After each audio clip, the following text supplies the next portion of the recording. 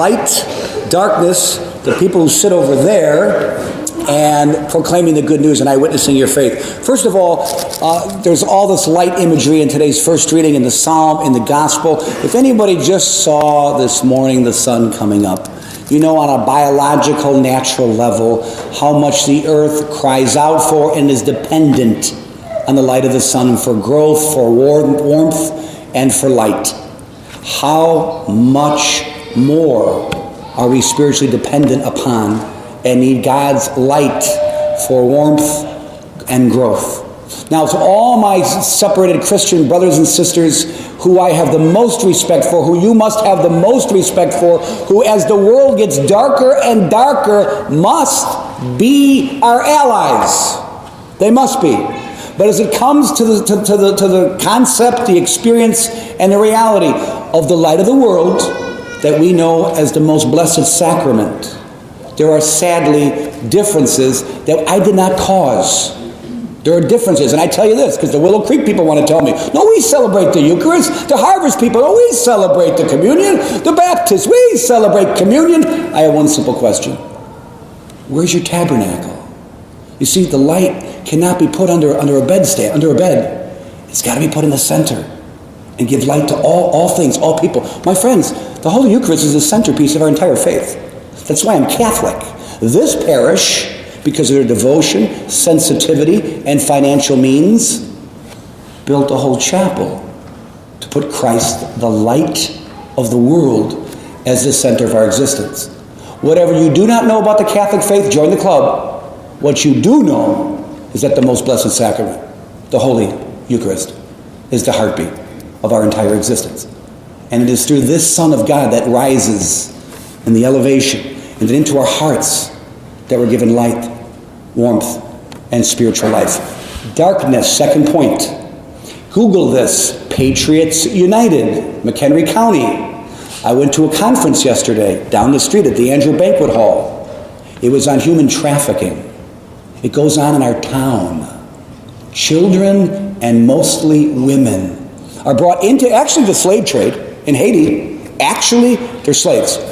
They're seriously very low money, and a lot of them are brought into the sex trade. And it's awful, awful, awful. I heard things yesterday, I got to be honest, never heard before. And someone tried to explain to me further. I said, whoa, whoa, whoa. I got the concept. I don't need more graphic information. It's terrible. My friends, this is just my opinion. I hope you disagree or find reason to disagree. It's getting darker out there. It's getting colder out there. And there are more people that are susceptible through emotional violence or psychological manipulation to fall victim to the bad people of this world. And I'm not just talking bad. I don't think I've heard anything more evil than innocent young women corrupted and brought into a lifestyle that many, there's like 20 million people supposedly in this net of what we call trafficking. They never recover. And it's horrible. On the good note, there was a congressman there, a U.S. congressman. I never heard this before in my life. Henry Hyde was mentioned, one of the greatest of all statesmen that ever represented this state or the United States. It's still called the Hyde Amendment, where federal monies are not supposed to mix for the use and procurement of abortions.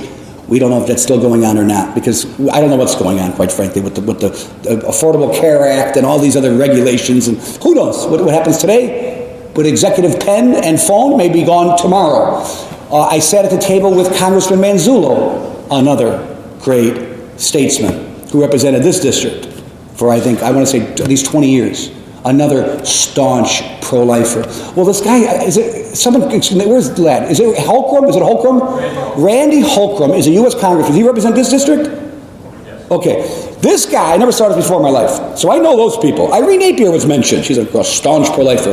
Well, this congressman, I have no idea who he is. He gets up to the microphone to give a speech. I fell off my chair. He started with a prayer.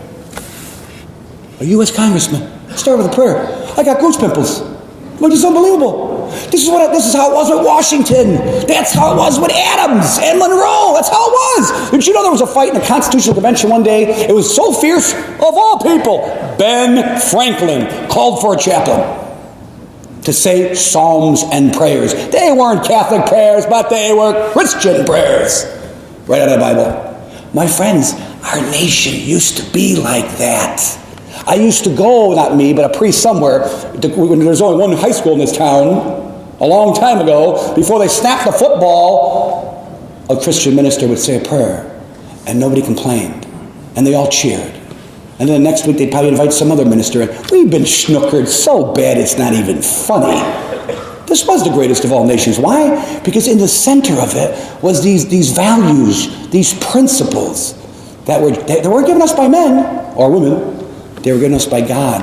And they were fiercely defended. So I don't know this gentleman. He's a congressman, but so I made a point, I got to speak at the end. Write to your elected officials. Tell them, if you're in crisis mode, if there's a problem, state of Illinois, pension fund, why not pray? Why not invoke the Lord into your meetings and your gatherings? Obviously, with the help that you guys are getting, it's not working so well. Why don't we try something else? I talked to the mayor of this town. I'm starting a bill. We're going to pass it around. We're going to try to annex McHenry County into Wisconsin. So anyway, but it's true. Pray. What's, and the president can do it. I pray for the president every single day of my life. I pray for the president of this country every single day of my life. He can do it. He can just get up and say, you know what, we're at odds here. Oh, that group of people in the House of Representatives, hey guys, let's go on a prayer retreat. Oh, what would happen then, huh? Imagine that. We'll try anything to fix this country. I'll listen to any idea. I got one. Let's say some prayers. Now, at my table was Pastor Love. He's the head of the Baptist church in this town. I don't know a better non-Catholic Christian. The guy he's just a wonderful, wonderful man. Now, I knew him when I was a priest in Cary. And I used to go to those Protestant Catholic meetings. I don't go anymore, sorry. It's not my gig. I'm not made for it. But I used to go. And when the meeting ended, I would always give them hey guys, don't you want Holy Communion? Oh, we got Holy Communion. Where's your tabernacle? Okay, and I always give him a hard time. So Pastor Love is a Baptist. So I said this, I couldn't let a speech go with him present without giving a little joke. Southern Baptists don't take alcohol. They're not supposed to take alcohol. So I told this joke. What is the problem with our this is a joke. What is the problem with some of our Jewish brothers and sisters? They never recognized that Jesus was the Christ. What is the problem with our separated Protestant brothers and sisters? They never recognized that Peter was the first pope. What is the problem with our separated Baptist brothers and sisters? They don't recognize each other in a liquor store. Anyway, so look up Patriots United. That's what I saw, what I heard is awful, but it's worthy of our attention to strategize to fix it. Now the people who sit over there. When I was a priest in Cary, there's only one exit. You can't get past the priest. Over here, we have lots of exits. Now, you don't have to shake the priest's hand on the way every time. That's fine. You don't want to shake my hand? I don't want to shake your hand. Just kidding. But you can leave. It's okay. There's exits. I understand. The fire department's very happy with the layout of this church. Trust me, I know that. But you can't be an anonymous Catholic and leave church wherever you sit and not get involved in the building up of the community.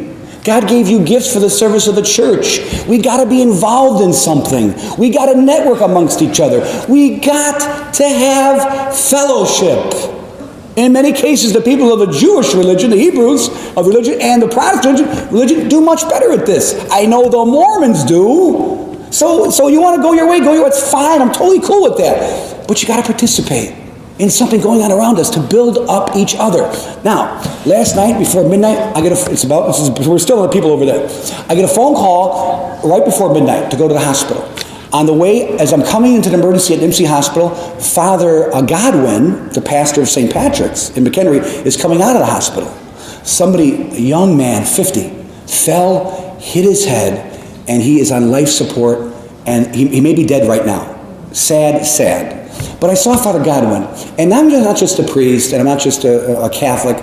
I'm just like you in many ways. So I see he's wearing his cassock on too. He's wearing his cassock, the formal dress. And I'm driving up, I'm half asleep, I see a priest in a cassock walking out of the hospital. And I thought, those Catholics, they rock.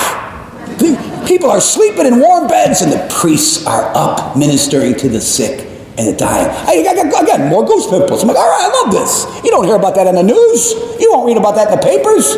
They're answering phones, bringing hope to the desolate, consolation to the sick and the dying. So I go in, one of our own parishioners, his mother had a heart attack. So we're waiting. I can't get in to see the woman because he's doing stuff. The doctor's doing stuff. So the doctor comes out, Italian fella. Nice guy. Really nice guy. He started calling me father and being nice to me. I go to a lot of hospitals, nursing homes. No disrespect. I love doctors. They're not always so nice to me. So I'm a little suspicious. So the doctor is walking. The guy got great news. She did have a heart attack. And I am advertising for Nimsey Hospital right now, okay? They have a great cardiac care because this woman, she's 75, went in. The doctor said not much damage to the heart. It was a heart attack. There's a stent, and she's resting peacefully. And we're going to give her some more tests, and blood pressure's fine, all this. So I can't help myself. The doctor's walking out where he came from, off stage left, whatever. I said, doctor. And he's calling me father, so I figure he's Catholic. I go, doctor, where do you worship? And he turns around with the biggest smile on his face, and he says, with you. He sits over there. So that was awesome. Okay, last point. Monsignor really, we have a speaker after Mass, there's a prayer, the music, and there's 2 Masses coming in. Okay, we had a Nigerian who was just here, Father Joe. He didn't seem to get that memo. That there's 2 10:30 Masses. I had people come in, this is tongue-in-cheek joke. They'd come in and say, Father, I've been driving around the parking lot for 10 minutes trying to find a spot. I need to go to confession. And I do what I always do. When someone says, Father, I have a question. 3 Hail Marys, try not to do it again. All right, last point. It's about evangelization. St. Paul says this, I never came with persuasive words. I never came with eloquent wisdom so that the power of God could shine through me. And I preached the glory and the power of the cross. My friends, we don't always have the words to say to our fall-away brothers and sisters. We don't always have the exact knowledge to communicate, to convince somebody that our God is real. But we still must try. Try, try, try. Please, for the love of Jesus Christ, our Savior, talk about your experiences of God and the mysteries of God. The sun came up today. The sun came up. We're alive. I don't know how well I can explain the faith. I'm sure I cannot confound the doubters and the disbelievers, but I will try. And I know this, that in my heart, regardless of what people say or how dark it gets, I believe that Jesus Christ is my Lord and Savior. No matter what they say or what they do, I know in my mind, He died on the cross for my sins because I'm a sinner, and He rose from the dead. And I know in the pit of my soul, He's alive.